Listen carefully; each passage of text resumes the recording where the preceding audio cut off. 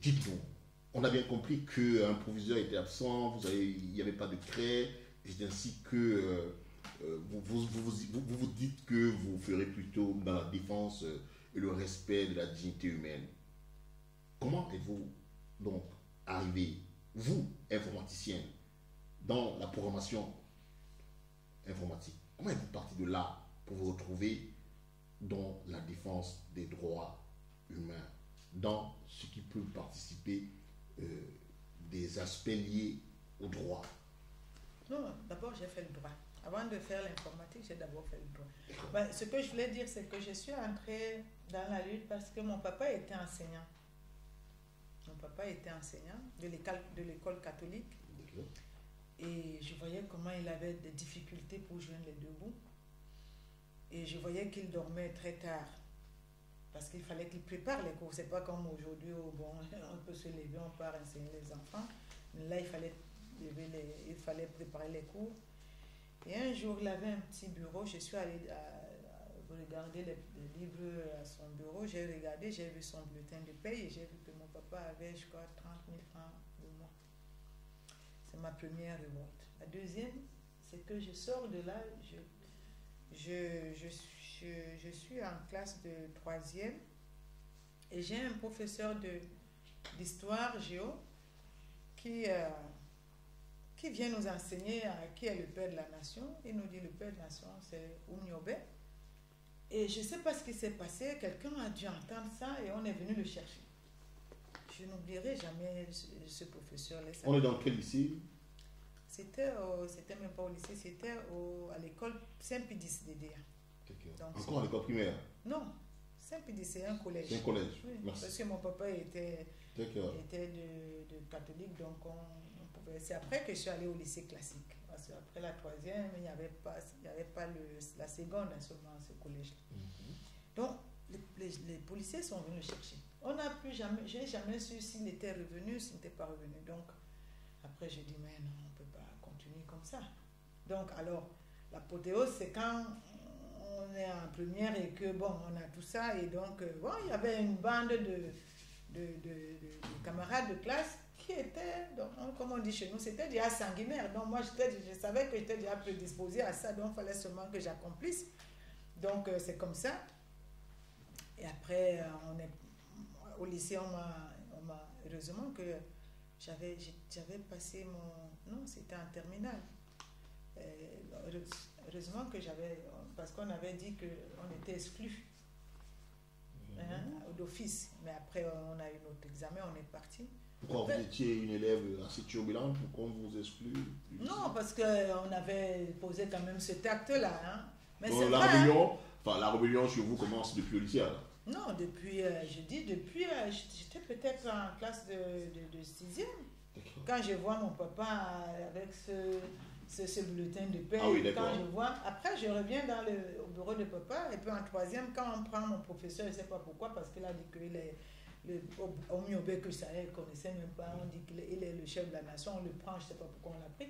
Et quand je reviens sur le bureau de mon papa, je trouve un livre, c'était l'UPC, je ne sais pas quoi, bon, voilà, moi aussi je lis, je cachais.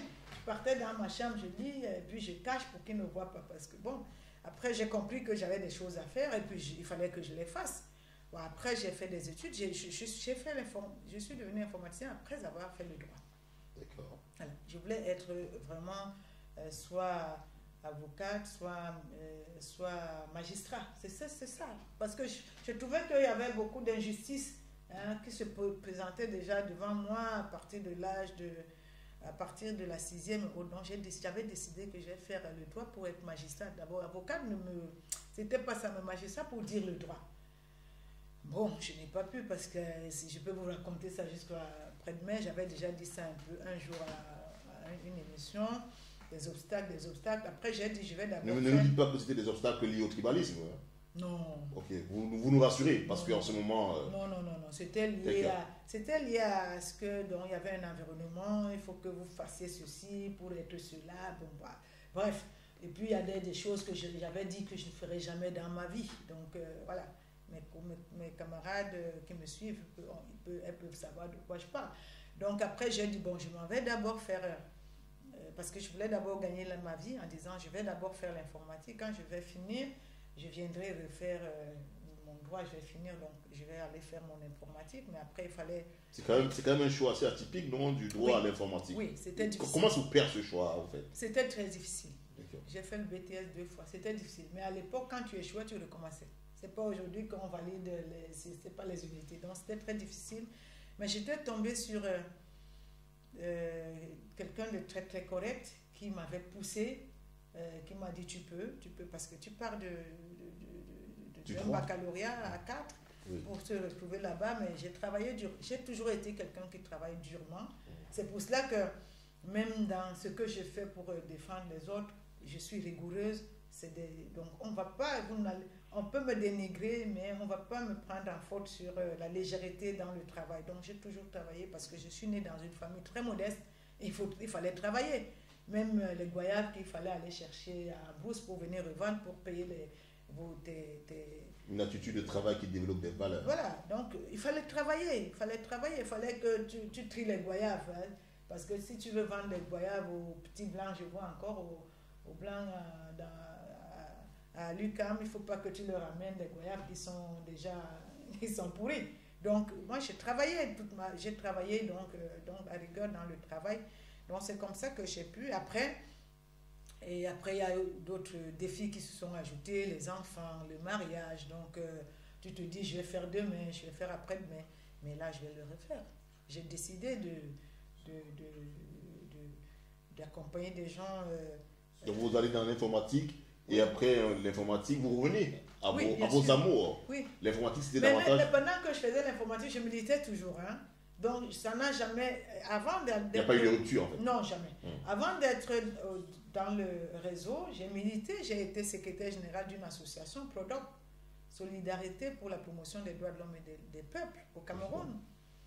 Alors, donc, vous comprenez donc mes amours avec les gens du parti, parce qu'à l'époque, c'est moi qui étais le président. Moi, j'ai d'abord été un simple membre, parce que ça a été créé en 1996, donc moi j'ai adhéré. Et puis après, au bout d'un moment, l'Assemblée générale s'est tenue, on m'a élu secrétaire général. J'ai été secrétaire général jusqu'à ce que je prenne le REDAC, et j'ai dit il ne faut pas qu'il y ait conflit d'intérêts, donc j'ai laissé l'association locale. Mais même quand j'étais dans l'association locale, j'ai toujours été menacée. Hein. En 2008, je peux vous raconter. C'est en plus... le militantisme sur vous pour le respect de la dignité humaine, des droits humains, depuis que il est permanent, constant, pas de rupture. Permanent. Mais comme en même temps, il fallait quand même que je puisse suivre, justement, parce que si... Il faut pas, comme je disais, c'est pas ça qui fait de vous c'est pas là que vous allez devenir riche. Donc il fallait que je fasse d'autres choses pour pouvoir gagner ma vie. Et là aujourd'hui, j'ai fait quand même des consultations sur les questions des droits humains, sur les questions des libertés fondamentales au niveau de la Commission africaine, de l'Union africaine, au niveau de l'Union européenne, au niveau d'autres organisations internationales. Donc voilà, je peux de temps en temps dire que je mérite ça, et puis je gagne ma vie. Alors parlons à présent d'une actualité assez récente qui d'ailleurs continue à faire écho dans ces événements post-électoraux au Cameroun. C'est les dernières élections présidentielles au Cameroun. Alors sur la base des observations faites, quel est votre sentiment sur le rejet par le Conseil constitutionnel des 18 recours introduits par les différents partis de l'opposition que sont le MRC, le SDF et le Parti unitaire? D'abord, pour dire vrai, le REDAC était contre la tenue de l'élection présidentielle. Pour quelle raison donc? Parce que nous pensions que la situation au nord-ouest et sud-ouest, la situation à l'extrême nord, la situation à l'est, ces situations-là ne pouvaient pas contribuer à la tenue d'une élection sereine. Nous l'avons dit clairement, nous avons fait même des conférences de presse avant, nous avons donné notre position en disant que ce qu'il faudrait aujourd'hui, c'est la commission Vérité, Justice et Réconciliation, et que c'est après cela qu'on peut organiser les élections libres et transparentes, parce que tout le temps, tout le monde dit le code électoral, mais en plus du code électoral, il s'est ajouté des crises sociopolitiques. Il y a le terrorisme et il y a les groupes armés qui viennent de la Centrafrique. Donc, quand c'est comme ça, on peut faire comme une personne qui se dit « je m'arrête, je me regarde dans le miroir avant de continuer ». Donc, notre position était claire. Qu'est-ce qui, selon vous, aurait expliqué que l'État du Cameroun aille quand même à ces élections? Mais c'est ça, et nous avons dit quand même au candidat, à l'État du Cameroun, parce qu'on pense qu'il avait son agenda. Et la deuxième chose qui nous a conforté dans cette position, c'est que le président de la République a quand même, par décret, prorogé le mandat des maires, et prorogé le mandat, n'est-ce pas, des députés. Et on se disait, ben, s'il a fait ça, et les arguments qu'il donnait étaient valables, c'est-à-dire qu'il n'y a pas d'argent, et il y a des questions sécuritaires. Donc, il pouvait quand même aussi, je ne sais pas comment, avec quel mécanisme on pouvait trouver, dire que bon, dans les mêmes conditions, n'étant pas remplies, on proroge et puis on va s'asseoir pour discuter. Voilà. Et donc, nous, on avait dit qu'on aimerait sur ce que lui-même a dit et qu'on a jusqu'au bout. Nous avons vu les candidats, nous leur avons dit... Sur la question, donc, qu'est-ce que pour vous explique donc que l'État du Cameroun n'ait pas fait ce choix, mais plutôt celui d'aller aux élections? Mais c'est son agenda, moi je ne peux pas vous dire. Son agenda, c'est quoi, selon vous alors? Bah, je ne peux pas savoir parce que je ne suis pas dans le secret avec eux, mais on voit bien aujourd'hui que nous avions raison parce que ces élections-là, bon, on va y arriver. Mais on voit très bien que nous avions raison. Peut-être que s'il avait pu écouter, on ne serait peut-être pas là. Dites-nous pour nos téléspectateurs qui suivent, quand vous dites vous aviez dit, oui. Vous, Loreda, oui. Avez-vous une voix qui porte aussi auprès de l'État du Cameroun pour faire des suggestions capitales telles celle-là? Oui, je pense que, est-ce que nous avons une voix qui porte? Qu'elle porte ou pas, notre rôle, c'est de faire des recommandations. En général, on vous écoute dans des pays, dans ce genre de conseil? Oui, souvent. Le Cameroun est atypique, c'est le seul pays où c'est difficile de rencontrer même un ministre. Moi, quand je vais en RCA, j'étais là la dernière fois, le ministre le plus haut gradé me rencontre et puis me déroule même le tapis rouge.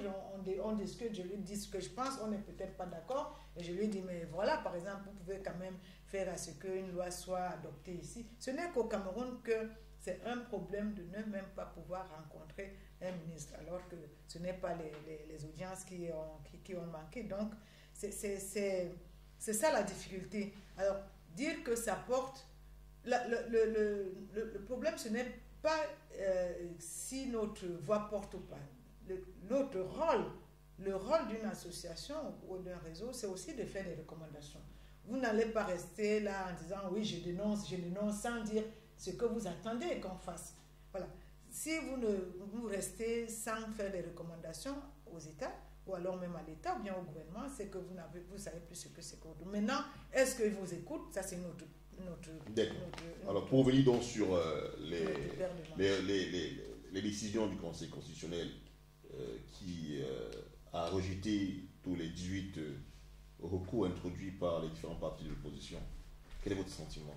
Je vous ai dit tout à l'heure que tant qu'on ne va pas à une séparation effective de pouvoir, les conséquences, c'est ça. Oui, c'est-à-dire que je ne peux même pas faire un commentaire plus que cela. La séparation de pouvoir, c'est elle qui règle ce genre de problème. Le Conseil constitutionnel l'exécutif a la même mise. Qu'est-ce que vous voulez? On attendait quoi? Moi, je ne pouvais pas attendre un miracle parce qu'on va le dire. Comment on va le dire tout le temps? Je ne sais pas quelle langue doit-on utiliser pour qu'on comprenne que la consolidation des institutions démocratiques passe par la séparation du pouvoir et par un état de droit. Pour le moment, le Cameroun n'est pas encore là. On y arrivera certainement. Là, vous l'avez dit, le Cameroun n'est pas un état de droit. Oui, bien entendu que, enfin, donc pas un état de droit. Monsieur Atamana Clément, qui préside dans le Conseil constitutionnel camerounais, est, selon vous, encore sous la botte du président de la République, dont le président exécutif du pays? Ce n'est pas une question d'individu. C'est-à-dire, je ne connais pas M. Atangana Clément en tant qu'individu. Je parle du Conseil constitutionnel. Ils sont combien là? Je n'en sais rien.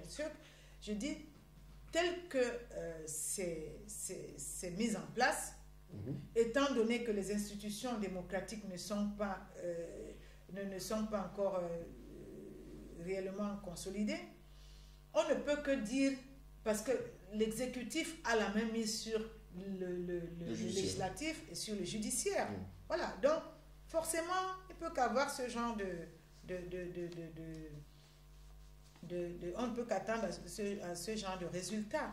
Donc, maintenant, si vous voulez que je parle de M. Atangana, que je ne connais pas, je ne pourrais pas. Moi, j'ai l'habitude de ne pas parler de... Non, ce qui symbolise en fait, on va dire, la plus haute personnalité du Conseil constitutionnel. Et c'est lui qui, en général, décide en tant que président. Non, c'est pas lui. C'est simplement que il y a un collège de juges. Et ce collège de juges, leur mise en place ne reflète pas... Il porte la parole des juges, je veux dire. Voilà. Oui, autant pour moi, on est d'accord. Ne reflète pas, n'est-ce pas, ce que je ne fais que dire, la séparation de pouvoir. Parce que dans la désignation, il y a aussi ce qu'on appelle souvent dans des pays normaux un petit consensus. Donc, en d'autres termes, pour vous, les carottes étaient cuites au moment où ces différents partis de l'opposition avant même qu'il n'aille aux élections, c'était cuit. Mais maintenant, on ne peut pas interdire aux gens de rêver. Ben oui. Mais comment pouvez-vous imaginer qu'il y a une partie du Cameroun qui ne peut pas voter? Depuis 2 ans, quand même.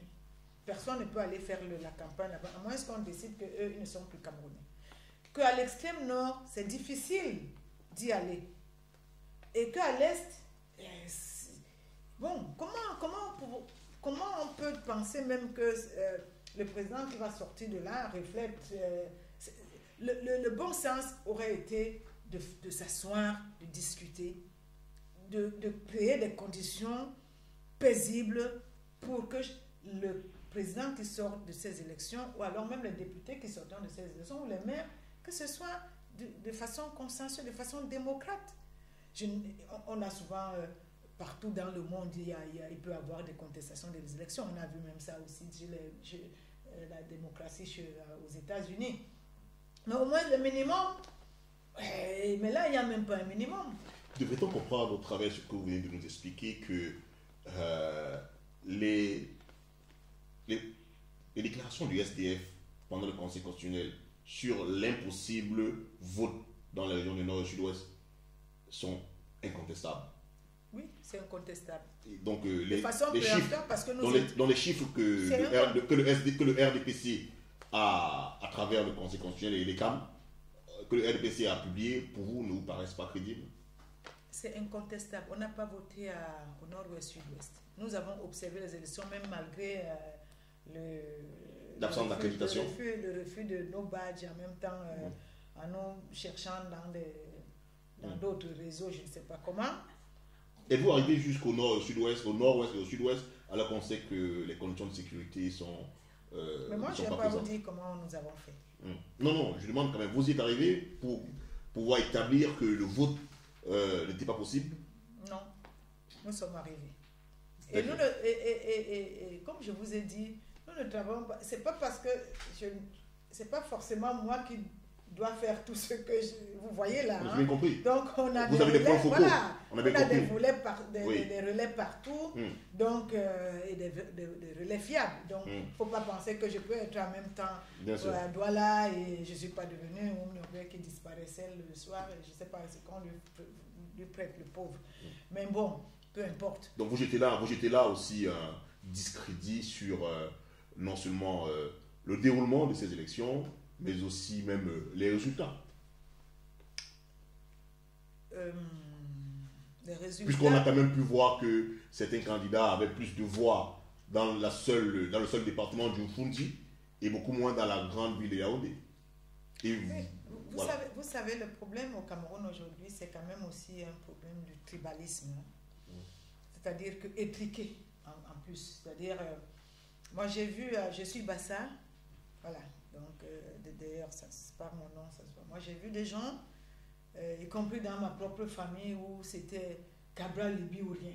C'est-à-dire que c'était quelque chose de... Comme si eux aussi, leur messie est arrivé. Je parle de moi, là, en tant que Bassa. Tout autant qu'il y avait chez les Bamileke des gens Voilà, qui donc, disaient voilà, Kamto ou rien. Et chez les petits, d'autres qui disaient voilà, ce donc, sera Paul Biya ou rien. Voilà. C'est ça le Cameroun aussi. Voilà, et donc moi c'est ça que je dis. Donc, est-ce que ça reflétait aussi des résultats en fonction, d'ailleurs j'ai entendu que par exemple à Ezeka, puis à Sanaga Maritime, Kabila Libi a remporté, en tout cas partout où il y avait des connotations Bassa. Comme je vous dis, je parle un peu de ça parce que je suis quand même Bassa et que je capte un peu des choses qui viennent. Donc je pense que les résultats qui... Moi je suis pas politicienne pour rentrer dans ce que chacun estime qu'il a eu comme résultat, parce que moi je n'ai pas été candidate et puis je n'ai pas de scrutateur. Je dis incontestablement, on n'a pas voté au niveau au nord et sud-ouest, ça c'est incontestable. Maintenant, les résultats qui sortent, je n'avais pas de scrutateur. La seule chose que je continue à dire et que je veux dire, c'est que ces élections qui se sont passées, d'ailleurs, l'histoire nous donne raison. On voit très bien comment aujourd'hui on ne peut même pas faire une conférence de presse. C'est quand même qu'il y a des gens qui savent qu'il n'y a pas eu grand-chose. Sinon, il n'y aurait pas toute cette peur-là autour même d'une petite conférence de presse. Alors, je ne vais pas commenter les résultats parce que, comme je vous dis, je ne suis pas...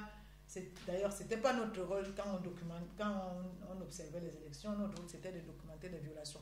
Des violations, il y en a eu, on les a listées, y compris les exactions. Mais je dis simplement qu'il y a quand même que la façon dont même on réagit aujourd'hui face, n'est-ce pas, à des manifestations qui veulent dire, bon, je vais donner juste mon point de vue sur les élections et qu'on amène comment on appelle ça, les policiers et autres. Ça veut dire qu'il y a Gangué sur roche. Alors, Madame Gombe, vous avez déclaré que si les Camerounais avaient la conviction ferme du vol, du hold-up de leur élection, vous marcherez avec eux. Qu'est-ce que votre organisation a prévu pour nous rendre opérationnels ces marches? Puisque visiblement, vous venez de nous laisser entendre que le vote ne reflète pas exactement ce qui a été fait dans l'élection.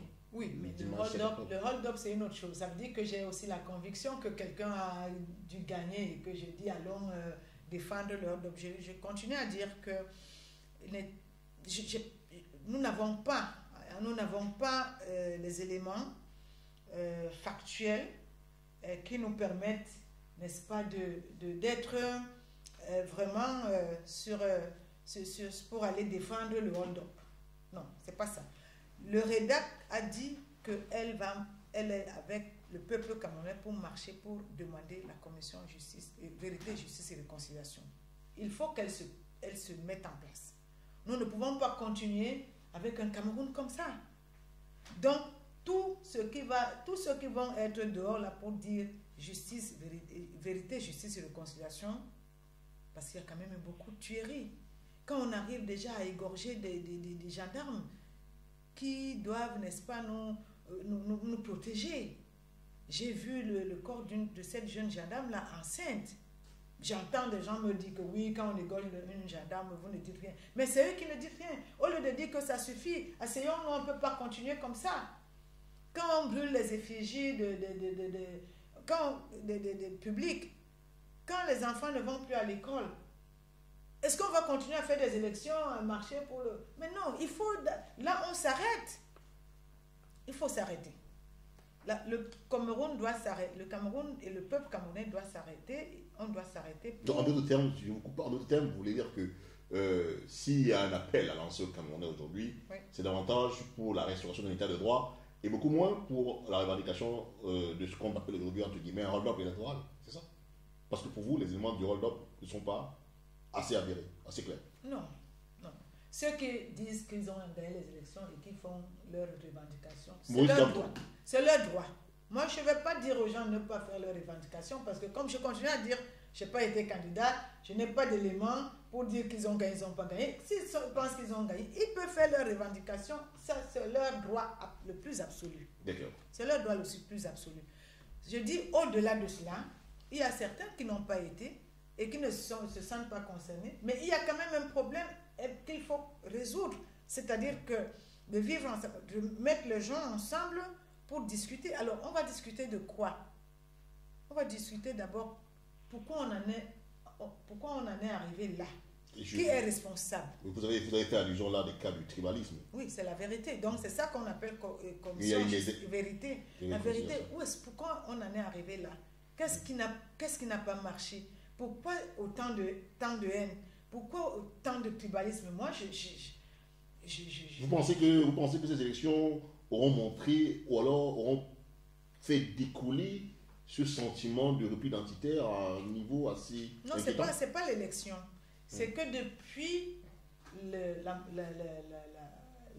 montée du terrorisme, c'est-à-dire depuis 2014, avec la situation dans les zones anglophones, quand même, c'est là. Non, il ne faut pas que les gens pensent que c'est l'élection. Il y a quand même des gens repris identitaires depuis avec la crise dite anglophone. Il y a les mémorandums qu'on a suivis de l'extrême nord où les gens disaient, mais nous, voilà, c'est ici qu'on vient, on lutte contre le terrorisme et puis on n'a rien fait pour nous. Et le président de la République lui-même, à une conférence à Abuja, a dit, on ne peut pas seulement attaquer le terrorisme par les militaires, il faut aussi que les infrastructures suivent, il a dit. Et donc, quand il est arrivé, les points d'eau, ceci. Donc, le repli identitaire, ce n'est pas seulement par rapport à l'élection. Alors, donc, ça s'est exacerbé là parce que, bon, il y a certaines qui se disent c'est nous qui avions gagné, d'autres qui disent c'est pas vous, ainsi de suite, ainsi de suite.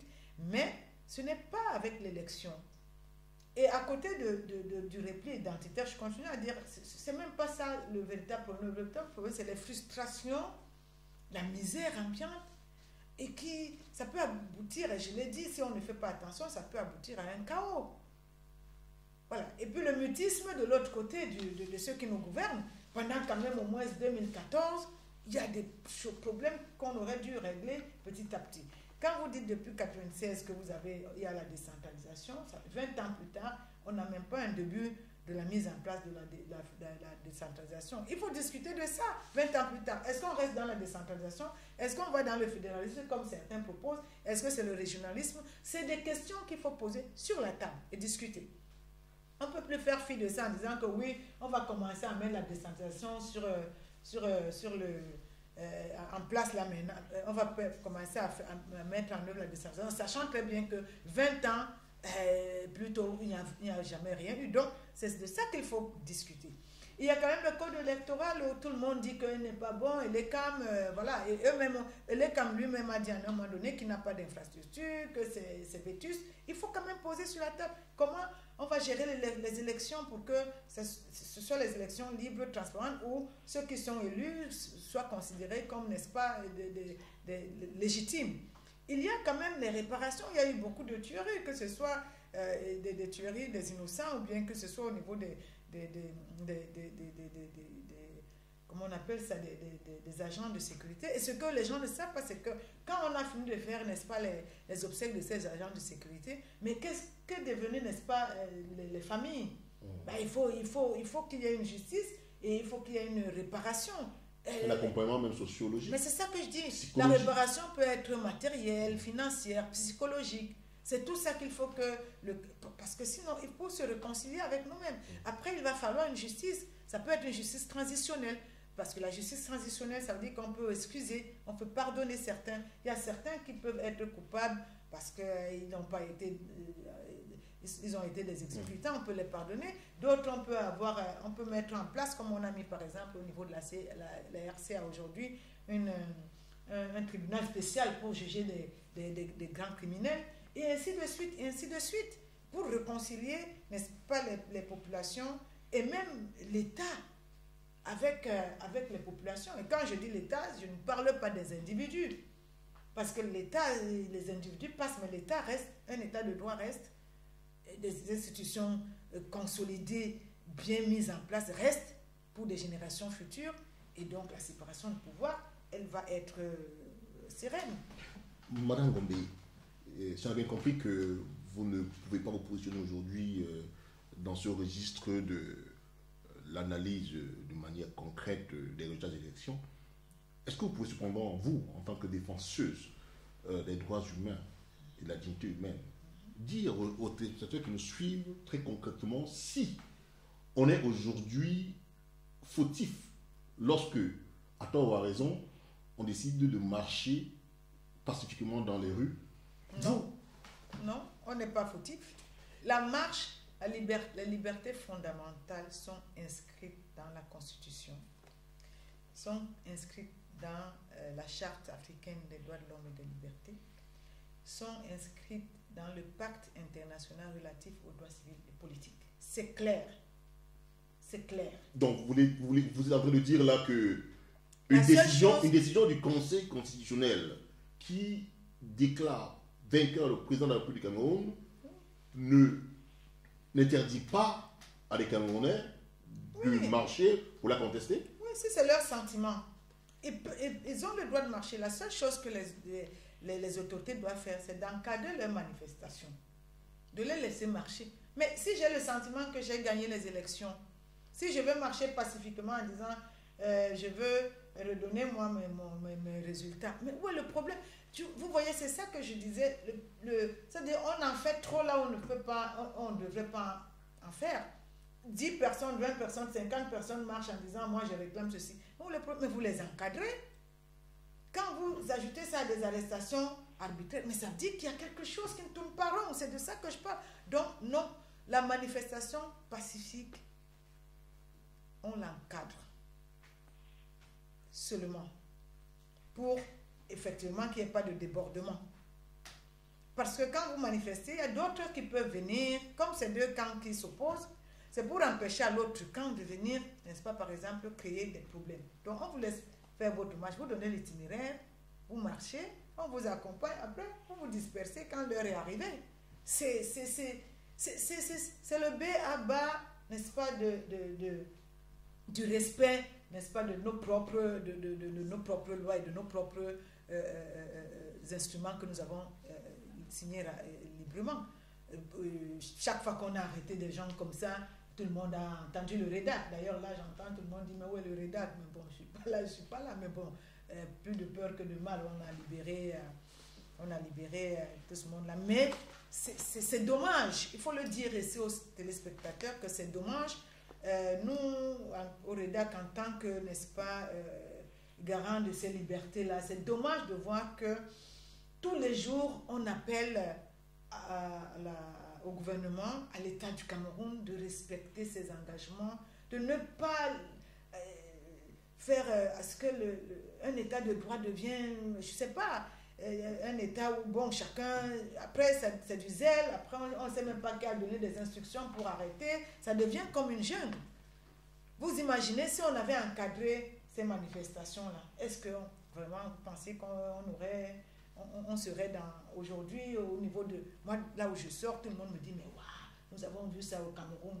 Mais c'est pas possible. Mais c'est nous qui avions voulu ça. Je me demande si je vais encore vous poser la question, tellement vous avez développé cet aspect au point où le moins que l'on puisse dire, c'est qu'on sombre dans un pessimisme total lorsqu'on vous a écouté. Mais je vais quand même la poser néanmoins. Marcelienne Gompé, quel est votre sentiment, votre conviction personnelle, d'ailleurs, je poserai la question ainsi, sur l'état des droits des hommes au Cameroun, depuis d'ailleurs la lutte contre Boko Haram, à ce jour? Non, d'abord, il faut... Non, je ne suis pas dans le pessimisme.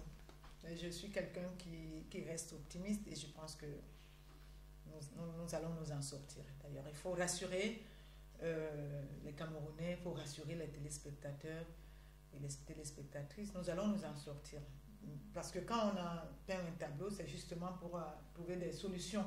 Hein? Et puis, si on ne peint pas le tableau, justement, c'est qu'on n'a plus rien à dire. Nous allons nous en sortir. Je suis optimiste.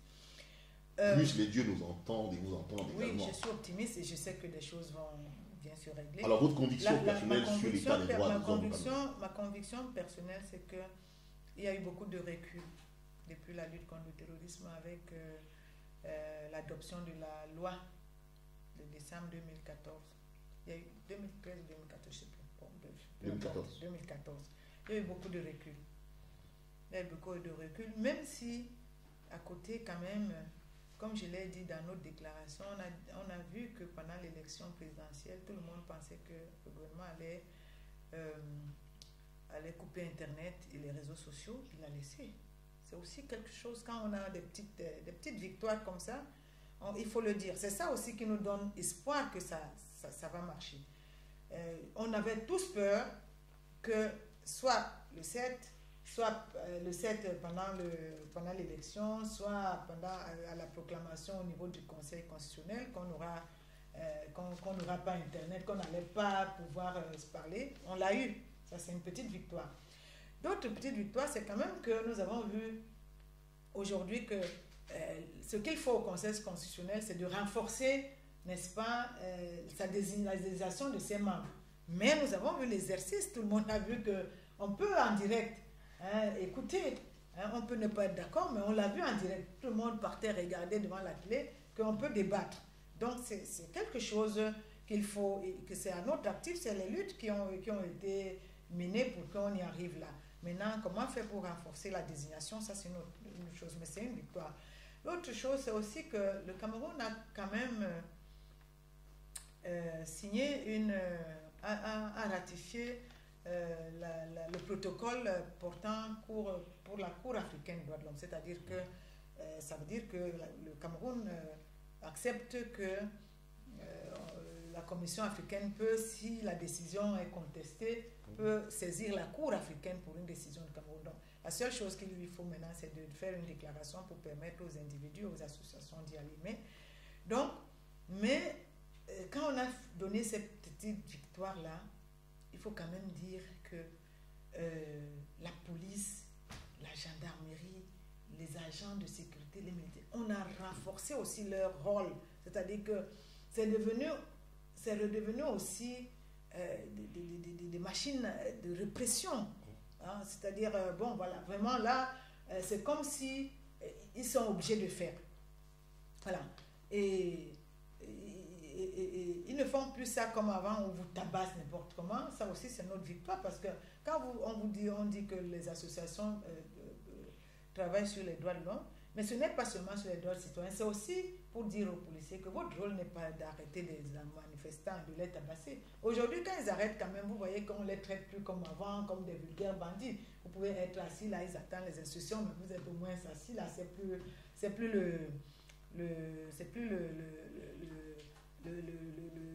les tortures tous azimuts, hein, même si de temps en temps, moralement, ils peuvent... On a quand même vu que dans le cas des manifestations à Douala, Maître Ndoki s'est retrouvé dans une fosse avec des gens. Ça, je suppose qu'il y a quand même eu charge. Et non, j'ai parlé de ça, mais je parle quand on vous amène au poste. Ah, d'accord, au poste. Comme pendant longtemps, nous avons fait une des tortures dans les postes de police. Voilà, Okay, surtout pour les manifestants. Je ne dis pas quand ils arrivent, mais pour les manifestants, on voit comment que le traitement n'est plus comme avant, que quand vous êtes à la pause, on vous donne des coups de pied, on vous donne sur le visage partout, asseyez-vous là. Non, aujourd'hui, on vous traite quand même avec beaucoup de dignité. Il faut le dire. C'est des choses qu'il faut dire, parce que souvent, on vous dit, vous ne dites pas des choses comme ça. Mais la situation est très, très, très difficile. Donc, ils sont plus humains désormais dans nos commissariats et... Oui, et nos cellules. Voilà, même dans notre façon de faire, quand j'arrive, c'est pas comme avant que sortez d'ici.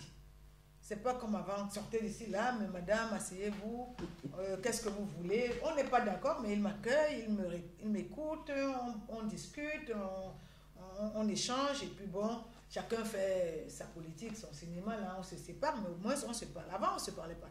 Vous venez avec votre badge de droits de l'homme, on dit, vos droits de l'homme, restez avec ça là-bas. Aujourd'hui, c'est pour ça que je suis pas pessimiste, je suis optimiste, parce que quand vous avez été là et que vous avez vu comment ça a été très dur, et que là, de plus en plus, vous voyez quand même qu'il y a une certaine ouverture de la part, n'est-ce pas, de cela. Mais c'est les lois. C'est dans les lois, et maintenant, ça se joue dans les lois et dans les tribunaux. C'est ça. C'est-à-dire, autant au niveau de la police, on fait déjà un peu plus d'efforts dans la façon dont on traite des activistes, des défenseurs, des membres des associations. Autant les lois et les tribunaux sont devenus plus durs. Quand vous arrivez là-bas, ben vous ne savez plus si vous allez sortir, vous allez pouvoir couper même 20 ans pour rien. Encore deux questions avant donc de clore cet entretien avec vous. La première, c'est sur le cas de l'interpellation, arrestation du cyberactiviste Michel Bienton. Oui. Est-ce que vous avez pu entrer en possession des charges?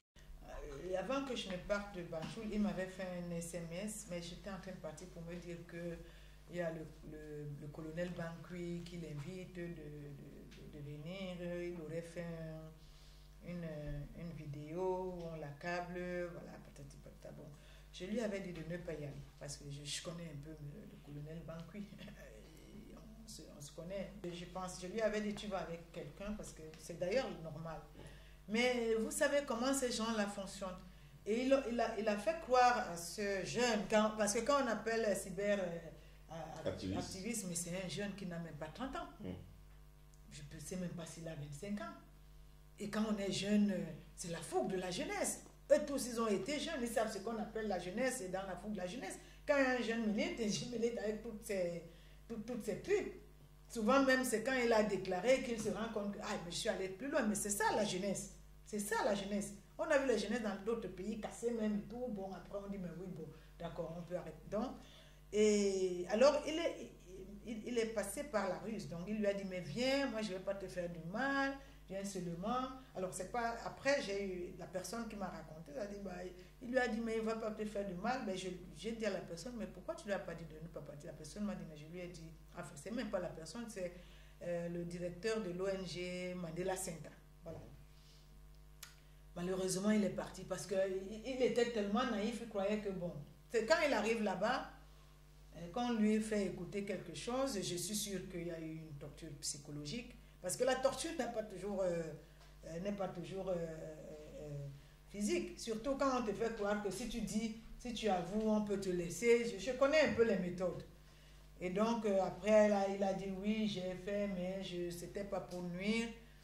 Alors que en réalité, c'est pas vrai. Alors, depuis là, quand même, la dernière audition, on m'a dit qu'on est en train de l'accuser pour apologie du terrorisme. Vous vous rendez compte? Vraiment, c'est incroyable. C'est-à-dire, je tombe de nu. Alors après, il y a d'autres affaires qui se greffent là-dessus. Bon, c'est pas, je ne les ai pas vérifiées, mais quand même, seulement ça, inculper à ce jeune-là que tout le monde connaît, qui a même de la peine à manger. Moi, je sais qu'à maintes reprises, le rédac lui a apporté. Une fois, il a perdu son ordinateur. Le rédac lui a acheté un ordinateur pour qu'il continue son travail, parce qu'on a besoin de tout ce monde-là. Et qu'on l'accuse d'apologie au terrorisme. Je me dis, mais là, voilà ce que je dis, que c'est au niveau maintenant des lois, au niveau des tribunaux, que ça devient plus dur. Voilà. Donc, voilà, et j'espère que... là, je n'ai pas de nouvelles. La dernière fois, on l'avait ramené et donc les avocats l'ont vu. Bon, je verrai quand je rentre. Mais là, c'est un coup dur. C'est un coup dur parce que quand on commence à... Les taux se resserrent comme ça, mais c'est devant le tribunal militaire. Encore, et on a dit ça depuis, que le tribunal militaire n'a pas qualité à juger les civils. Sur tous les plans. C'est écrit noir sur blanc sur tous les instruments régionaux et internationaux de droits humains. Parce que même dans la lutte contre le terrorisme, les lignes directrices de la Commission africaine sont claires là-dessus. Éviter, la Commission africaine a dit clairement aux États, éviter de faire juger les civils devant les tribunaux militaires. Ils n'ont pas compétents à juger ces civils-là. Mais je pense quand même que vous tous qui êtes des journalistes, il faut... Et là, je ne sens pas une grande solidarité, une grande mobilisation. Pour dénoncer cette arrestation. Voilà, ce n'est pas un journaliste célèbre, mais il était quand même connu de vous tous. Donc, j'en appelle ici vraiment à ce que qu'on fasse tous la pression pour qu'on libère ce jeune, parce qu'on ne peut pas broyer des énergies de jeunes comme ça.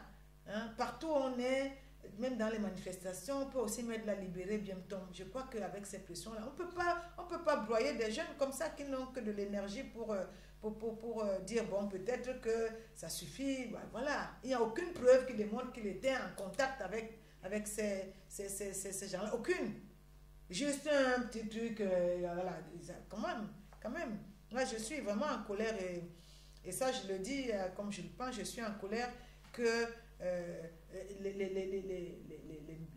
messieurs qui ont des enfants comme ça, qui savent que chaque enfant peut faire des bêtises et qui ne pourraient pas faire ça à leurs propres enfants, broient des enfants comme ça pour un truc qu'on pourrait régler en lui disant, bon, peut-être ne recommence plus, il faut que tu arrêtes parce que, bon, la situation est quand même difficile. C'est pédagogique.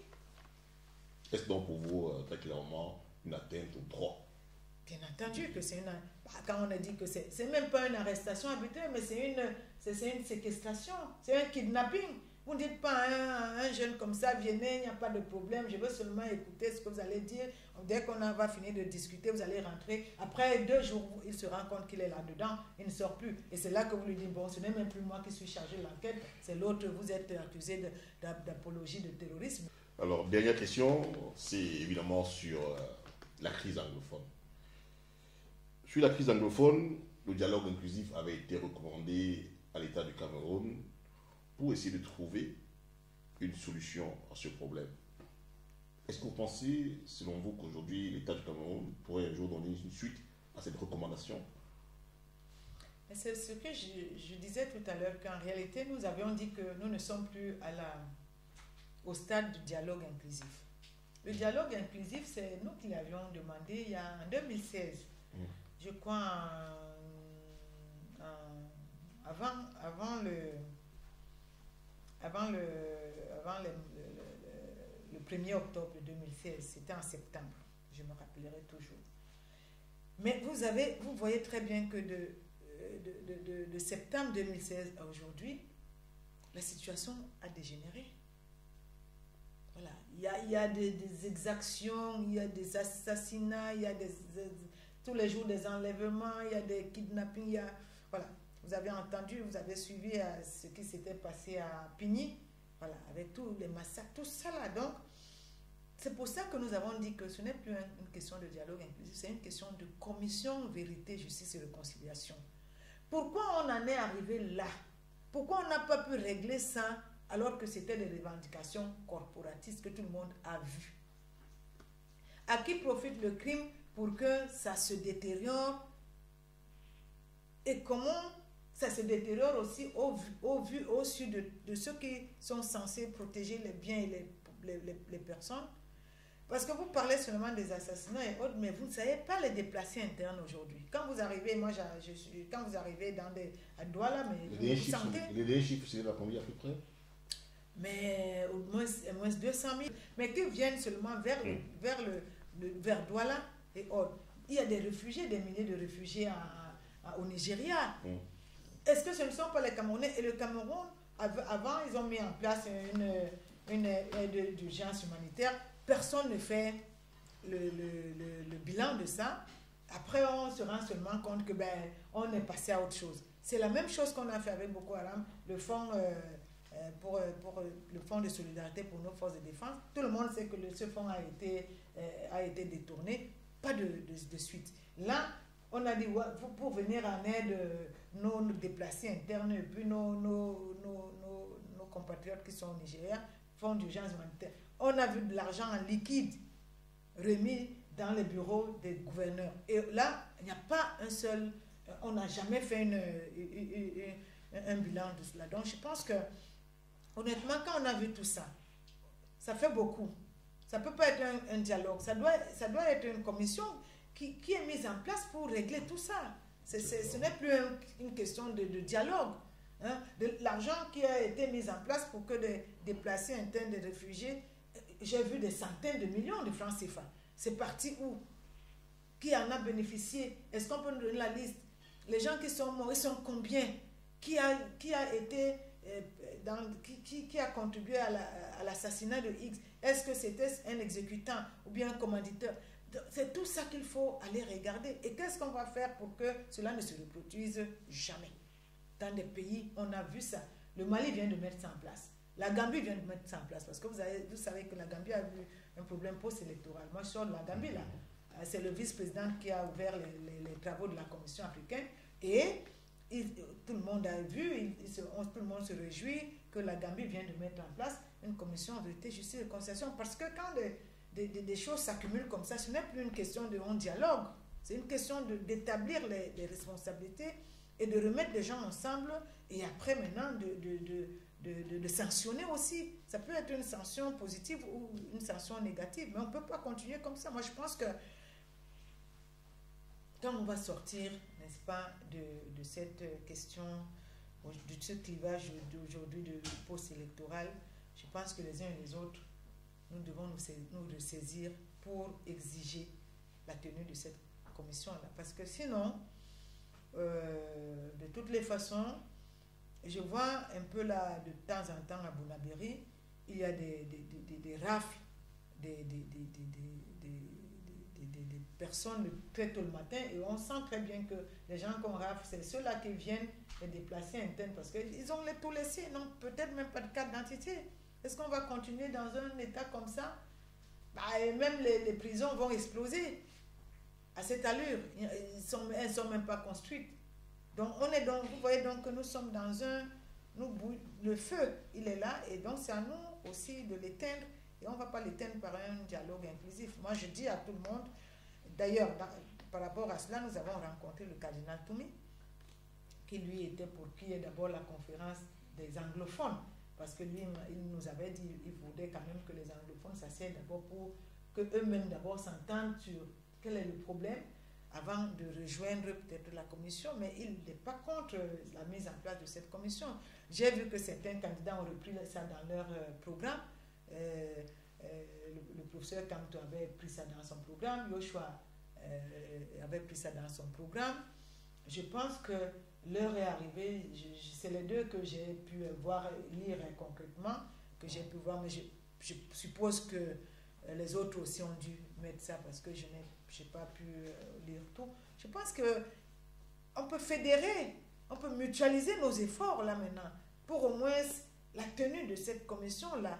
Et après, les choses vont aller tout de même, et ça peut aller même vite après un an, comme ça peut aller vite même après un an et demi.